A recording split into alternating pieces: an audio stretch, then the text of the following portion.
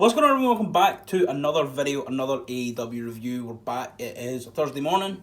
It's AEW was last night. The final AEW before Hard to Kill. There was obviously something to hype that, considering that Kenny Omega will be on the show on Saturday. Before I get into it, I just want to say I watched a little bit of NXT for the first time in a while because MSK debuted, or the Rascals debuted. And they're great, obviously. It was a really fun match, but they didn't win with Hot Fire Flame. They had a move, which is like a heart attack, like a blockbuster. And I'll get on to why I found that little Wonder Woman. It's a very cool move. I watched it. Obviously, MSK, the Rascals are great. I'm excited to see what they do. And I really do just wish they were in AEW. Also, speaking of AEW, one last final bit of WWE related stuff. Ricochet hasn't signed a new contract, and his deal's apparently up at the end of the month, or some point this month. So that means, if you don't know, if he doesn't sign, his contract expires, he can just go to AEW. So if his contract expires on the Tuesday, and he just leaves, he can be on Dynamite on the Wednesday if he wants. So that's fun. But anyway, let's just crack on with AEW. And first up, right out the gate, Eddie Kingston and Pac had a match. And it was a blinder. Eddie Kingston came to the ring flanked by the Butcher, the Blade and the Bunny. Pac came to the ring flanked by the Lucha Bros. Pac just got in the ring and immediately blasted Eddie with a shotgun dropkick. Didn't even wait for the bell, and just a big brawl broke out. Throughout the match, Eddie was really holding his shoulder as Pac was just going in. Eddie wasn't really able to create any separation except for when Butcher and Blade got involved. The Lucha Bros then would kind of step in, and Eddie was able to, take advantage of the distraction, but it wasn't enough. Pac was just too much. There's no way to describe it. It was just too much. Pac was flying around at 1,000 miles an hour, and he was able to pick up the win with a Black Arrow. And then after he pinned him, he locked in the Brutalizer just to further damage Eddie's shoulder. And then there was a weird thing at the end, but I liked it. So there was a pull apart, and then Archer's music hit, and Archer came out. But then it made it 4-on-2 because Eddie was kind of hurt. Because it was already 3-on-2 with the Butcher and the Blade. And then Archer came out and made it 4-on-2, and the family dipped. And then Pac and Lance Archer squared up to each other. And all was forgiven, because even though it was a little bit weird that they're not babyfaces, they're just less heels than Eddie Kingston. Even though it felt weird, the babyfaces were ganging up to 4-on-2, and then Eddie tried to come back in when Archer was in. But even though it felt weird that Archer came out to make the odds less even for the pseudo babyfaces, at the end it saw Pac and Lance Archer squaring up to each other, and oh my goodness gracious, get me it right now. But then in a match that I went to the toilet at the break, came back, the match had started. It was Chuck and Miro, but I couldn't have missed much. From what I could gather, Chuck starts off very hot, not giving Miro any breathing room. Eventually, Kip gets involved on the outside, runs a little bit of a distraction, but it's not enough to get Chuck down just yet. Ducks a couple clotheslines from Miro, but is eventually caught with a Samoan drop, and from then on, it's got another minute of Miro just playing with his food. Big old Machka kick, locks in the game over. Chuck taps out, and Chuck Taylor now until the wedding in February, so like another month. Chuck is Miro's young boy. He's his butler, he's his second, he's his right-hand man. He's got to do everything that Miro says for a month, and these segments are going to be so much fun. And the match was great too. Chuck Taylor really proved in this match, even though it was very, very short. In the opening segments, Chuck Taylor showed a lot of what he showed in the Guerrilla Warfare match with Ricochet. And even though he looks like your dad's friend, he has the motor of one of the world's best professional wrestlers. And even though we sometimes forget it, whenever he is given the opportunity to show off just how good he is, he doesn't disappoint. We then have an interview with the Hardy Party talking about the contracts they've signed, and there's an argument that comes out, and it was weird. I trust that this is going somewhere, but it was weird. Like, Matt Hardy was like, look, I know I'm taking the money from you and all this, but realistically, I'm the only one who cares about you. No one in AEW cares about you. I'm Matt Hardy, I'm going to make you money. It was weird. I do think it's going to go somewhere really good, and he's showing a little bits of Big Money Matt, which I really enjoyed Big Money Matt back in the day. So hopefully this works out. Matt Hardy's a very creative guy. He can make gold out of almost anything. So Hopefully it starts to hit, because right now it's not really resonating with me. But, I mean, I like them in the ring, so, you know, that's always a plus. We then had the Inner Circle's New Year's resolution. So they all get in the ring and they all stand in a line. And they go like, let's kick it off. Hager. And Hager just steps up and goes, championships! Yeah! And then he steps back at the line. So that's his resolution, is he wants to win some championships.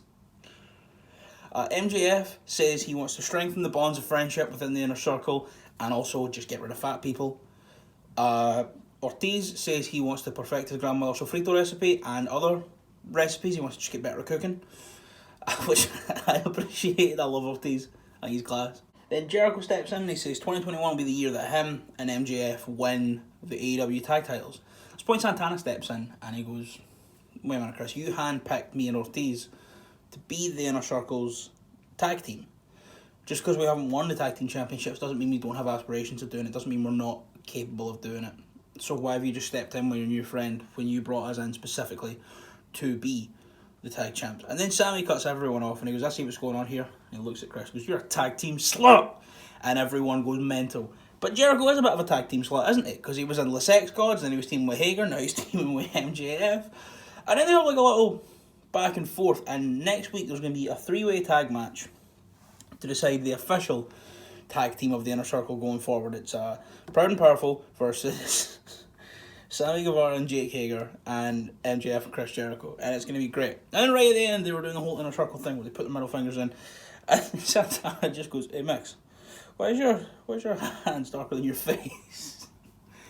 I think the fake tan thing he does, it's got to be intentional. Surely it's got to be intentional.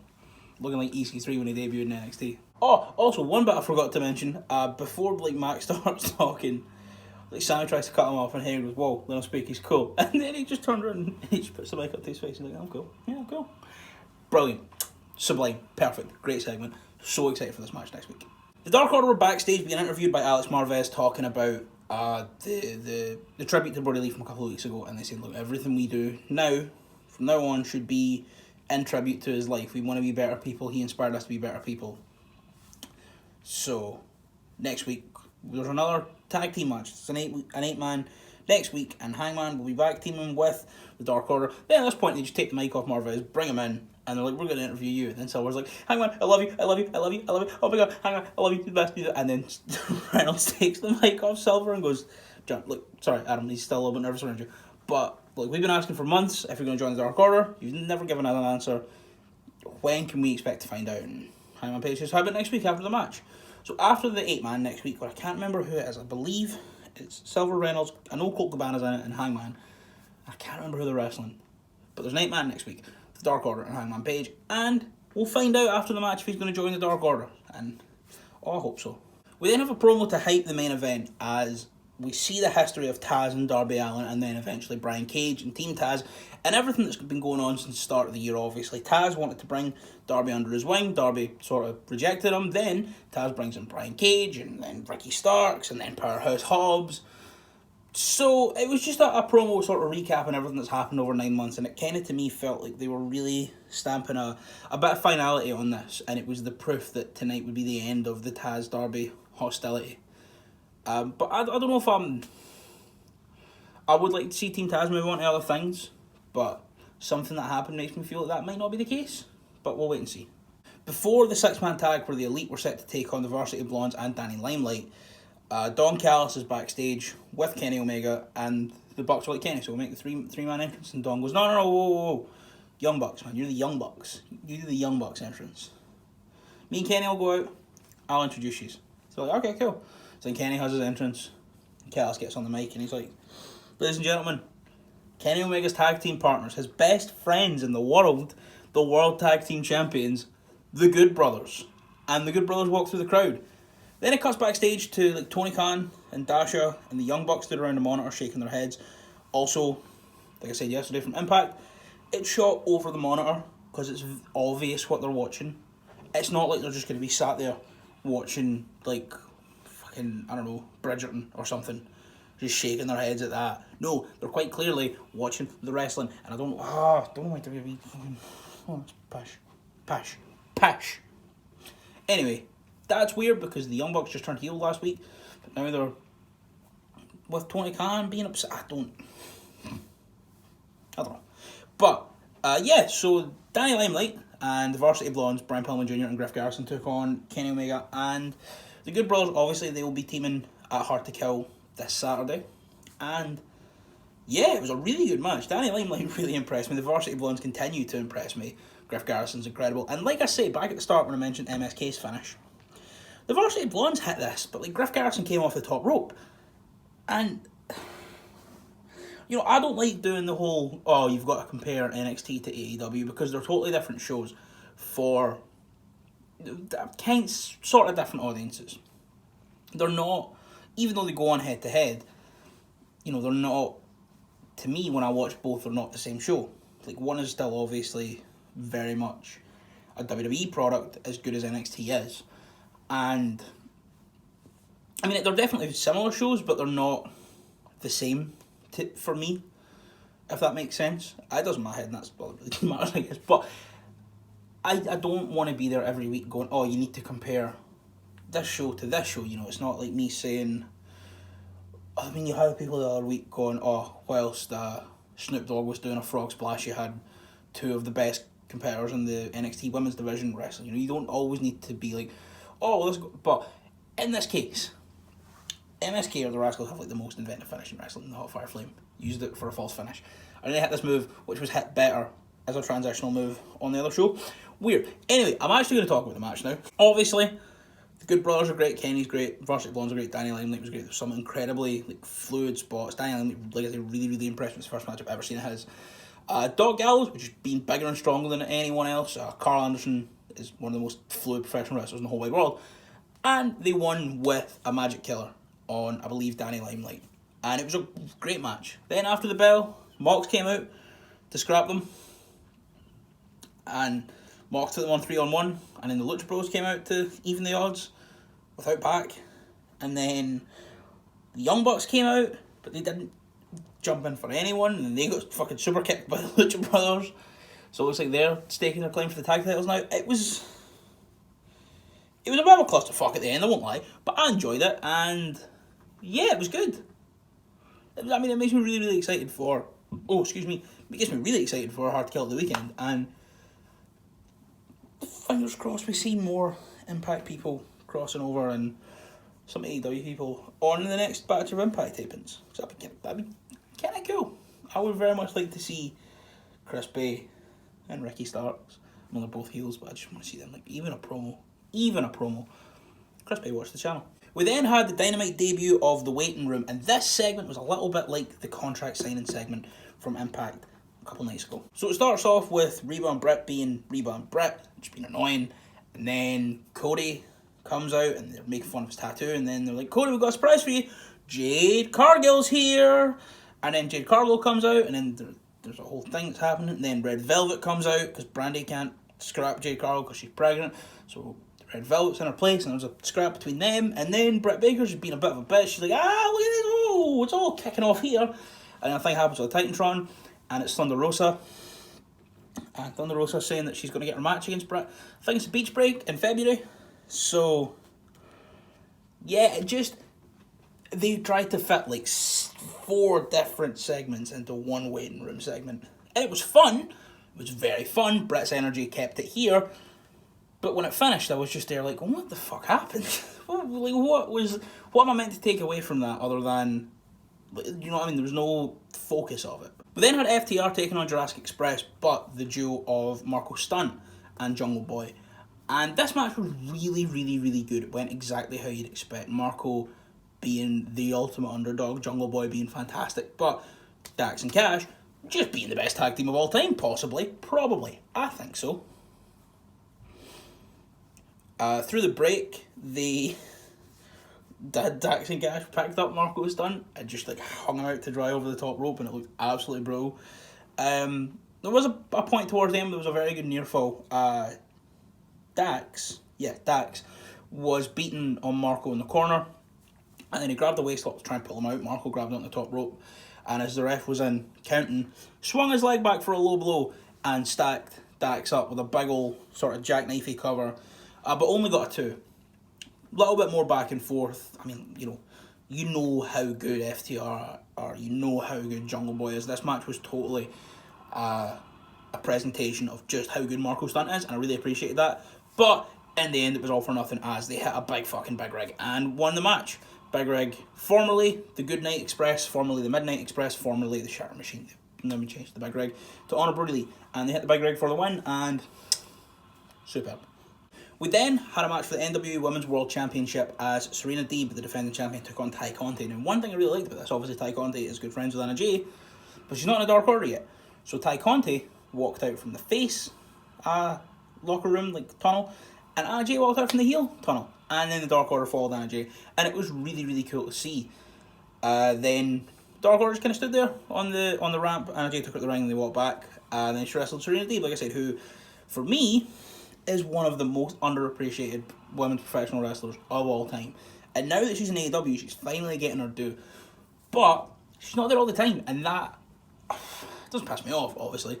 But I think having the NWA Women's Championship is a bit of it's holding her back a little bit in AEW. I mean, I, along with everyone else who's watched AEW, is well aware that the women's division is a very notable weak point for the company.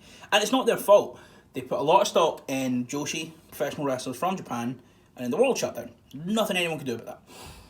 Then they put the belt on Shida. They didn't want to just keep switching it between her and Nyla. And then everyone they were building up, like Britt Baker, got injured. Chris Statlander got injured. I think Awesome Kong they can't be there. Kong can't wrestle right now.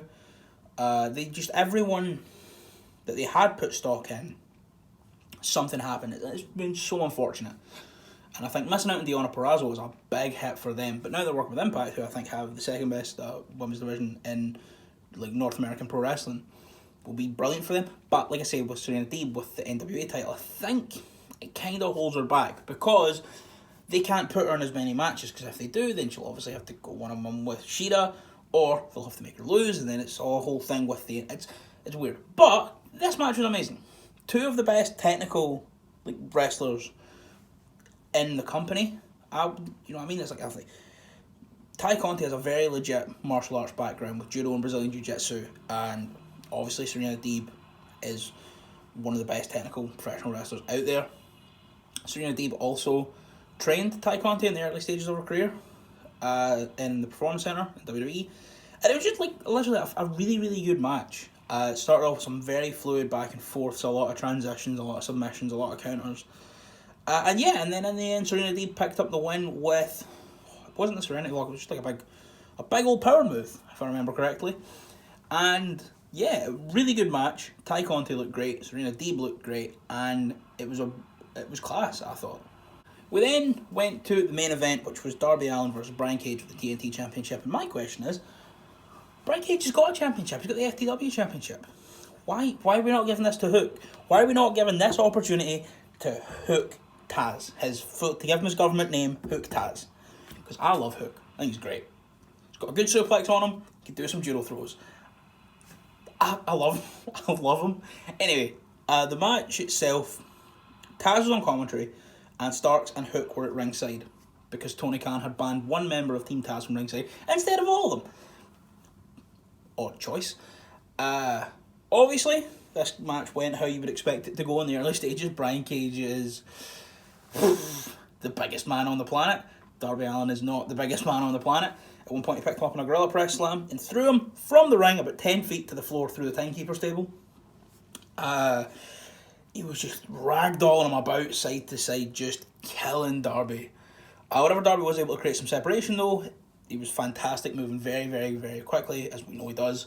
At one point, took his belt off and tied it round Cage's legs, and nearly got the win that way. But then as Cage was down to take the belt off, he left himself open for a brutal looking code red. Towards the end, then Cage got the steps on the outside and placed him down like he was going to throw Darby onto them or something. But then Darby made him fall back first onto the steel steps and then hit a coffin drop onto them, obviously.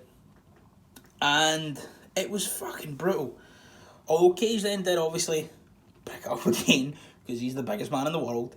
And as Team Taz ran a little bit of interference to distract Darby, Sting came out, obviously.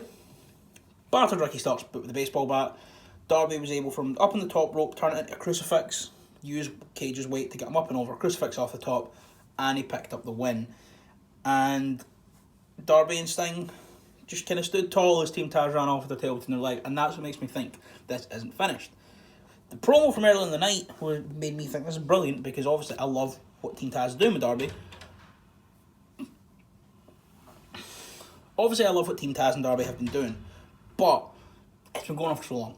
It's been going on for ages. And I know they've had little mini feuds in and out, but at the end of the day, they've only really been feuding with each other long term.